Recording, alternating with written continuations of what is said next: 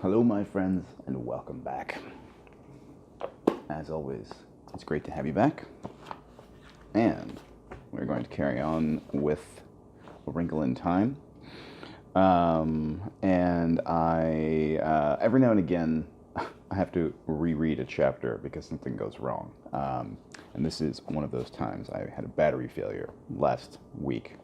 So we're doing chapter 3 again, and I have decided, because I'm so bad at reading the stuff that Mrs. Who says in another language, that I've given myself little cheat notes for how to pronounce it. So the reason I've gotten dramatically better, or let's just say less terrible, is because I'm cheating. So, full disclosure. Right. So, chapter 3, again. Mrs. Which. In the forest, evening was already beginning to fall, and they walked in silence. Charles and Fortinbras gamboled on ahead. Calvin walked with Meg, his fingers barely touching her arm, in a protective gesture. This had been the most impossible, the most confusing afternoon of my life, she thought. Yet I don't feel confused or upset anymore. I only feel happy. Why? Maybe you weren't meant to meet before this, Calvin said. I mean, I knew who you were in school and everything, but I didn't know you. But I'm glad we've met now, Meg. We're going to be friends, you know. I'm glad too, Meg whispered, and they were silent again. When they got back to the house, Mrs. Murray was still in the lab. She was watching a pale blue fluid move slowly through a tube from beaker to a retort. Over a Bunsen burner bubbled a big earthenware dish of stew. Don't tell Sandy and Dennis I'm cooking out here, she said. They're always suspicious that a few chemicals might get in with the meat, but I had an experiment I wanted to stay with. This is Calvin O'Keefe, Mother, Meg said. Is there enough for him, too? It smells super. Hello, Calvin, Mrs. Murray shook hands with him. Nice to meet you. We aren't having anything but stew tonight, but it's a good thick one. Oh, it sounds wonderful to me, Calvin said. May I use your phone so my mother will know where I am? Of course. Show him where it is, will you? Show him what it is, will you, please, Meg? I won't ask you to use the one out here, if you don't mind. I'd like to finish up this experiment. Meg led him away into the house. Charles Wallace and Fortinbras had gone off. Outdoors, she could hear Sandy and Dennis hammering at the fort they were building up in one of the maples. This way, Meg went through the kitchen and into the living room. I don't know why I call her when I don't come home, Calvin said, his voice bitter. She wouldn't notice. He sighed and dialed. Ma, he said. Oh, Hinky, tell Ma I won't be home until late. Now don't forget, I don't want to be locked out again. He hung up and looked around at Meg. Do you know how lucky you are? She smiled rather wryly. Not most of the time. A mother like that? A house like this? Gee, your mother's gorgeous. You should see my mother. She had all her upper teeth out. And Pop got her a plate, but she won't wear it. And most days she doesn't even comb her hair. Not that it makes any difference when she does. He clenched his fists. But I love her. That's the funny part of it. I love them all, and they don't give a hoot about me. Maybe that's why I call when I'm not going to be home, because I care. Nobody else does. You don't know how lucky you are to be loved. Meg said in a startled way. I guess I never thought of that. Guess I just took it for granted. Calvin looked at her. Then his enormous smile lit up his face again. Things are going to happen, Meg. Good things. I feel it. He began wandering still slowly around the pleasant, if shabby, living room. He stopped before a picture on a piano with a small group of men standing together on a beach. Who's this? Oh, that's a bunch of scientists. Where? Meg went over to the picture. Cape Canaveral. This one's my father. Which? Here, the one with the glasses. Yep, the one who needs a haircut, Meg giggled, forgetting her worries in her pleasure at showing Calvin the picture. His hair's the same sort of color as mine, and he keeps forgetting to have it cut. Mother usually ends up doing it for him. She bought clippers and stuff, because he won't take the time to go to the barber. Calvin studied the picture. I like him, he announced judiciously. Looks kind of like Charles Wallace, doesn't he? Meg laughed again. When Charles was a baby, he looked exactly like Father. It was really funny. Calvin continued to look at the picture. He's not handsome or anything, but I like him. Meg was indignant. He is too handsome. Calvin shook his head. Nah, he's tall and skinny like me. Well, I think you're handsome, Meg said. Father's eyes are kind of like yours, too. You know, really blue. Only you don't notice as much because of the glasses. Where is he now? Meg stiffened, but she didn't have to answer because the door from the lab to the kitchen slammed, and Mrs. Murray came in carrying a dish of stew. Now, she called. I'll finish this up properly on the stove. Have you done your homework, Meg? Not quite, Meg said, going back into the kitchen. Then I'm sure Calvin won't mind if you finish before dinner. Sure, go ahead, Calvin fished in his pocket and pulled out a wad of folded paper. As a matter of fact, I have some junk of mine to finish up. Math. That's one thing I'm going to have a hard time keeping up in. I'm okay on anything to do with words, but I don't do as well with numbers. Mrs. Murray smiled. Why don't you get Meg to help you? But you see, I'm several grades ahead of Meg. Try asking her for help with your math, Mrs. Murray suggested. Well, sure, Calvin said. Here, but it's pretty complicated. Meg smoothed out the paper and studied it. Do they care how you do it? She asked. I mean, can you work it out your own way? Well, sure, as long as I understand and get an answer that's right. Well, we don't have to do it their way. Now look, Calvin, didn't you see how much easier it would be if you did it this way? Her pencil flew over the paper. Hey, Calvin said. Hey, I think I get it. Show me once more on another one. Again, Meg's pencil was busy. All you have to remember is that every ordinary fraction can be converted to an infinite periodic decimal fraction. See? So 3 over 7 is 0.428571. This is the craziest family, Calvin grinned at her. I suppose I should stop being surprised by now, but you're supposed to be dumb in school, always being called up to the carpet. Oh, I am. The trouble with Meg and math, Mrs. Murray said briskly, is that Meg and her father used to play with numbers, and Meg learned far too many shortcuts. So when they want her to do problems the long way at school, she gets sullen and stubborn and sets up a fine mental block for herself. Are there any more morons like Meg and Charles around? Calvin asked. If so, I should meet more of them. It might also help if Meg's handwriting were more legible, Mrs. Murray said. With a good deal of difficulty, I can usually decipher it, but I doubt very much if her teachers can or are willing to take the time. I'm planning on giving her a typewriter for Christmas. That may be of help. If I get anything right, nobody will believe it's me, Meg said. What's a megaparsec? Calvin asked. One of my father's nicknames for me, Meg said. It's also 3.26 million light years. What's E equals mc squared? Einstein's equation. What's the E stand for? Energy. M? Mass. C squared? The square of the velocity of light in centimeters per second. By what countries is Peru bounded? I haven't the faintest idea. I think it's in South America somewhere. What's the capital of New York? Well, New York City, of course. Who wrote Boswell's Life of Johnson? Oh, Calvin, I'm not any good at English. Calvin groaned and turned to Mrs. Murphy. I see what you mean here. Her, I wouldn't want to teach. Yeah, she's a little one-sided, I grant you, Mrs. Murray said, though I blame her father and myself for that. She still enjoys playing with her doll's house, though. Mother! Meg shrieked in agony. Oh, darling, I'm sorry, Mrs. Murray said swiftly, but I'm sure Calvin understands what I mean. With a sudden enthusiastic gesture, Calvin flung his arms out wide as though he were embracing Meg, her mother, and the whole house. How did all this happen? Isn't it wonderful? I feel as though I were just being born. I'm not alone anymore. Do you realize what that means to me? But you're good at basketball and things, Meg protested. You're good in school. Everybody likes you. Yeah, but for all the most unimportant reasons, Calvin said. There hasn't been anybody in the world I could talk to. Sure, I can function on the same level as anybody else. I can hold myself down. But that isn't me. Meg took a batch of forks from the drawer and turned them over and over, looking at them. I'm all confused again. Well, so am I, Calvin said gaily. But now at least I know we're going somewhere. Meg was pleased and a little surprised when the twins were excited at having Calvin for supper. They knew more about his athletic record and were far more impressed by it than she. Calvin ate 5 bowls of stew, 3 saucers of Jell-O, and a dozen cookies. And then Charles Wallace insisted that Calvin take him up to bed and read to him. The twins, who had finished their homework, were allowed to watch half an hour of TV. Meg helped her mother with the dishes, and then she sat at the table and struggled with her homework, but she could not concentrate. "Mother, are you upset?"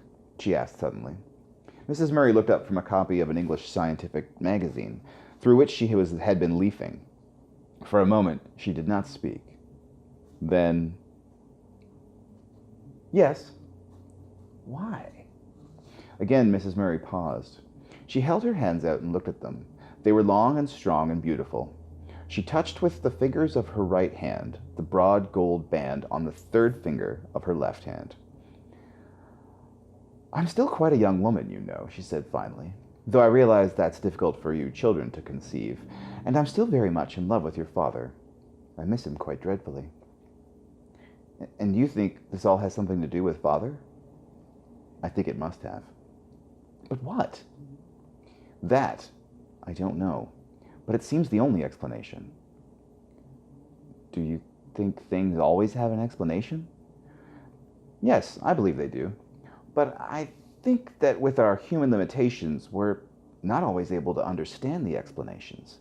But you see, Meg, just because we don't understand doesn't mean the explanation doesn't exist." "I like to understand things," Meg said. "We all do, but it isn't always possible." Charles Wallace understands more than the rest of us, doesn't he? "Yes." "Why?" "I suppose it's because well, because he's different, Meg." "But different how?" "I'm not quite sure. You know yourself that he's not like anybody else." "No, and I wouldn't want him to be," Meg said defensively. "Well, wanting doesn't have anything to do with it. Charles Wallace is what he is. Different. New." "New?" "Yes, that's what your father and I feel." Meg twisted her pencil so hard that it broke. She laughed. "I'm sorry. I'm really not being destructive. I'm just trying to get things straight." "I know. But Charles Wallace doesn't look different from anybody else." "No, Meg, but people are more than just the way they look. Charles Wallace's difference isn't physical. It's in essence." Meg sighed heavily, took off her glasses and twirled them, and put them back on again. "Well, I know Charles Wallace is different, and I know he's something more. I guess I'll have to just accept it without understanding it." Mrs. Murray smiled at her. "Maybe that's really the point I was trying to put across." "Yeah," said Meg dubiously. Her mother smiled again. "Maybe that's why our visitor last night didn't surprise me. Maybe that's why I'm able to have a willing suspension of disbelief. Because of Charles Wallace." "Are you like Charles Wallace?" Meg asked. "I? Heavens, no. I'm blessed with more brains and opportunities than most people, but there's nothing about me that breaks me out of the ordinary mold." "Your looks do," Meg said. Mrs. Murray laughed. "You just haven't had enough basis for comparison, Meg. I'm very ordinary, really." Calvin O'Keefe, coming in then, said, "Ha ha!" "Charles all settled?" Mrs. Murray asked. "Yes." "What did you read to him?" "Genesis. His choice. By the way, what kind of an experiment were you running on this afternoon, Mrs. Murray?" "Oh, something my husband and I were cooking up together. I don't want to be too far behind him when he gets back." "Mother," Meg pursued, "Charles says I'm not one thing or the other. Not flesh nor fowl nor good red herring." "Oh, for crying out loud," Calvin said. "You're Meg, aren't you? Come on, let's go for a walk." But Meg was still not satisfied. "And what do you make of Calvin?" she demanded of her mother. Mrs. Murray laughed. "I don't want to make anything of Calvin. I like him very much, and I'm delighted he's found his way here." "Mother, you were going to tell me about the Tesseract?" "Yes." A troubled look came into Mrs. Murray's eyes. "But not now, Meg, not now. Go out for that walk with Calvin. I'm going up to kiss Charles, and then I'll have to see that the twins get to bed. Outdoors, the grass was wet with dew. The moon was halfway up and dimmed the stars for a great arc. Calvin reached out and took Meg's hand with a gesture as simple and friendly as Charles Wallace's. "Were you upsetting your mother?" he asked gently. "I don't think I was, but she is upset." "What about?" "Father." Calvin led Meg across the lawn. The shadows of the trees were long and twisted, and there was a heavy, sweet autumnal smell in the air. Meg stumbled as the land sloped suddenly downhill, but Calvin's strong hand steadied her. They walked carefully across the twins' vegetable garden, picking their way through rows of cabbages, beets, broccoli, pumpkins. Looming on their left were the tall stalks of corn. Ahead of them was a small apple orchard, bounded by a stone wall, and beyond this, the woods through which they had walked that afternoon. Calvin led the way to the wall, and then sat there, his red hair shimmering silver in the moonlight, his body dappled with patterns from the tangle of branches. He reached up, pulled an apple off a gnarled limb, and handed it to Meg, then pulled one for himself. "Tell me about your father." He's a physicist." "Sure, we all know that, and he's supposed to have left your mother and gone off with some dame." Meg jerked up from the stone on which she was perched, but Calvin grabbed her by the wrist and pulled her back down. "Hold it, kid. I didn't say anything you hadn't already heard, did I?" "No," Meg said, but continued to pull away. "Let me go." "Come on, calm down. You know it isn't true. I know it isn't true. And how anybody, after one look at your mother, could believe that any man would leave her for another woman just shows how far jealousy will make people go. Right?" "I guess so," Meg said, but her happiness had fled, and she was back in a morass of anger and resentment. "Look, dope," Calvin shook her gently, "I just want to get things straight. Sort. Out the fact from fiction. Your father's a physicist. That's a fact, yes?" "Yes." "He's a PhD, several times over." "Yes."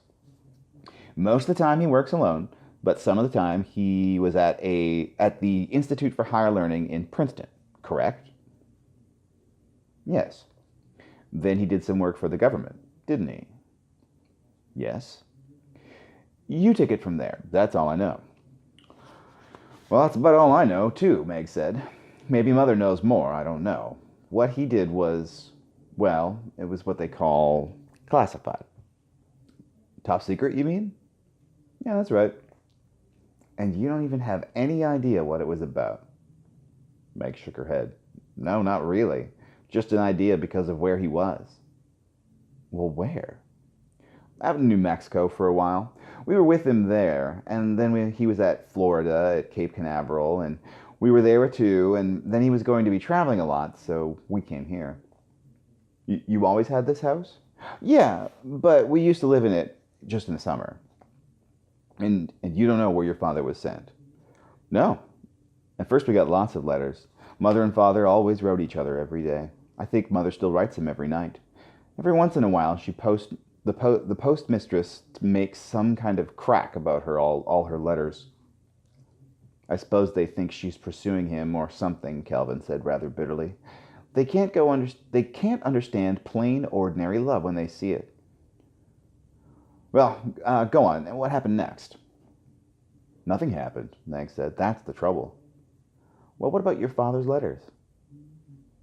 "Just stopped coming." "You haven't heard anything at all?" "No," Meg said. "Nothing." Her voice was heavy with misery. Silence fell between them, as tangible as the dark tree shadows that fell across their laps, and now seemed to rest upon them as heavily as though they possessed a measurable weight of their own. At last Calvin spoke in a dry, unemotional voice, not looking at Meg. Do you think he could be dead?" Again Megan leapt up, and again Calvin pulled her down. "No, they'd have told us if he were dead. There's always a telegram or something. They always tell you." "What do they tell you?" Meg choked down a sob, managed to speak over it. "Oh, Calvin, Mother's tried to find out. She's been down to Washington and everything, and all they'll ever say is that he's on a secret and dangerous mission, and she can be very proud of him. But he won't be able to communicate with us for a while, and They'll give us news as soon as they have it. Meg,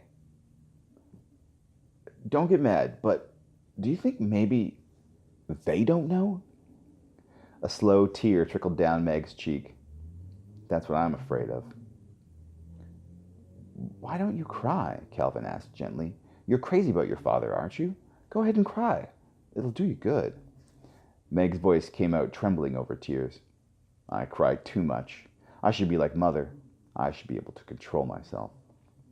Your mother's a completely different person, and she's a lot older than you. I wish I were a different person, Meg said shakily. I hate myself. Calvin reached over and took off her glasses. Then he pulled out a handkerchief out of his pocket and wiped her tears. This gesture of tenderness undid her completely, and she put her head down on her knees and sobbed. Calvin sat quietly beside her, every once in a while, patting her on the head. I'm sorry, she sobbed finally. I'm terribly sorry. Now you'll hate me. Oh, Meg, you are a moron, Calvin said. Don't you know that you're the nicest thing that's happened to me in a long time? Meg raised her head. The moonlight shone on her tear-stained face. Without her glasses, her eyes were unexpectedly beautiful. If Charles Wallace is a sport, I think I'm a biological mistake. Moonlight flashed against her braces as she spoke. Now she was waiting to be contradicted, but Calvin said, Do you know that's the first time I've ever seen you without your glasses? I'm blind as a bat without them. I'm nearsighted, like my father. Well, you know you got dreamboat eyes, Calvin said. Listen, you go right on wearing your glasses. I don't think I want anybody else to see what gorgeous eyes you have. Meg smiled with pleasure. She could feel herself blushing and wondered if the blush would be visible in the moonlight. Okay, hold it, you two, came a voice out of the shadows. Charles Wallace stepped into the moonlight. I wasn't spying on you, he said quickly, and I hate to break things up, but this is it, kids. This is it. His voice quivered with excitement. This is what? Calvin said. We're going. Going where? Meg reached out and instinctively grabbed for Calvin's hand. I don't know exactly, Charles Wallace said, but I think it's to find Father. Suddenly, two eyes seemed to spring at them out of the darkness. It was the moonlight striking on Mrs. Who's glasses. She was standing next to Charles Wallace, and how she managed to appear where a moment ago there had been nothing but flickering shadows in the moonlight, Meg had no idea. She heard a sound behind her and turned around. There was Mrs. Whatsit, scrambling over the wall. My, but I wish there was no wind, Mrs. Whatsit said. It's so difficult with all these clothes. She wore her outfit of the night before, rubber boots and all, with the addition of one of Mrs. Buncombe's sheets, which she had draped over her. As she slid off the wall, the sheet caught in a low branch and came off. The felt hat slipped over both eyes, and another branch plucked at the pink stole. Oh dear, she sighed, I shall never learn to manage. Mrs. Who wafted over to her, tiny feet scarcely seeming to touch the ground, the lenses of her glasses glittering. Come te picho, fallo an amore morso. Dante, what grievous pain a little fault doth give thee. With a claw-like hand, she pushed the hat up on Mrs. Whatsit's forehead, untangled the stole from the tree, and with a deft gesture took the sheet and folded it. Oh, thank you, Mrs. Whatsit said. You're so clever. Un asno viejo sabe más que un potro. A. Perez. An old ass knows more than a young colt. Just because you're a paltry few billion years old, Mrs. Whatsit was stating indignantly, when a sharp, strange voice cut in. All right, girls. This is no time for bickering. It's Mrs. Witch, Charles Wallace said. There was a faint gust of wind. The leaves shivered in it. The patterns of moonlight shifted, and in a circle of silver something shimmered, quivered, and the voice said, I do not think I will materialize completely. I find it very tiring, and we have much to do. Very well. The end of chapter 3. Next time, we'll be reading chapter 4, The Black Thing. But until then, it is late, and I am tired, and so I'm off to get some sleep. Good night.